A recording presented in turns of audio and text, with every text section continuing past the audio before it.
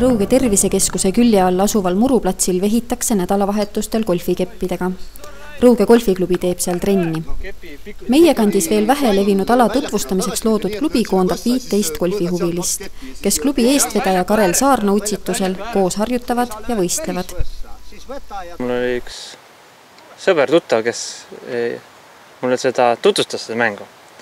Ja siis hakkas mõtlema, et kuidas ise saaks seda harrastama hakata. Ja siis ostsime siin algul paar golfikeppi ja siis ostsime juba päris varustuse ja nii ta on läinud ja need kohalikud sõbrad siin mul on punti tulnud ja neile ka meeldib ja nii on see meil edasi läinud.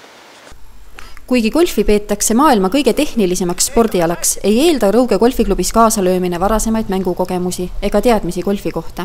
Klubi annab võimaluse nii aja veetmiseks kui ka teadmiste ammutamiseks. Üheskoos treenitakse, arenetakse ja õpitakse.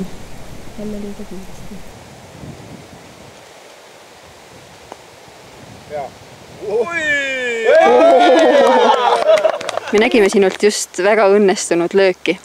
Räägi meile, kuidas sinust sai golfimängija?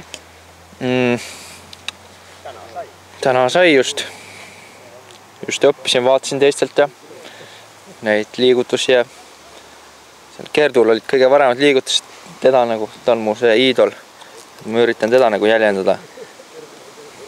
Et ma ei tea, loodan, et ta jääb hästi. Golfi mängitakse algselt jalgpalliväljakuna rajatud muruplatsil, mille on loonud ja mida hooldavad noored ise. Väljakut kasutab treenimiseks ka Rõuge jalgpalliklubi, 2010. aasta Võrumaa meistritiitli võitja. Isekeskis kutsutakse platsi Põdraküla golfiväljakuks. Väljak tõestab, et alati polegi vaja suuri investeeringuid, piisab vaid tahtmisest ja asja käsile võtmisest.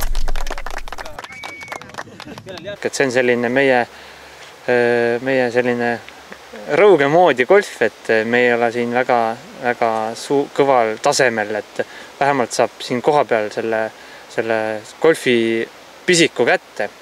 Ja see ongi see eesmärk, et saaks väheste vahenditega seda ala harrastada. Treeningutel omandatud oskuste proovile panekuks võetakse omavahel mõõtu sügisestel meistrivõistlustel.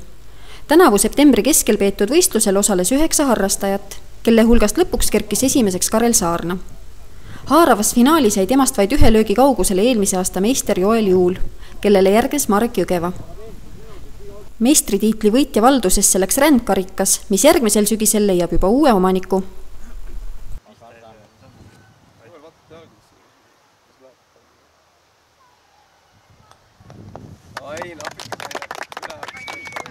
Kellel järgmine kõige lähemal?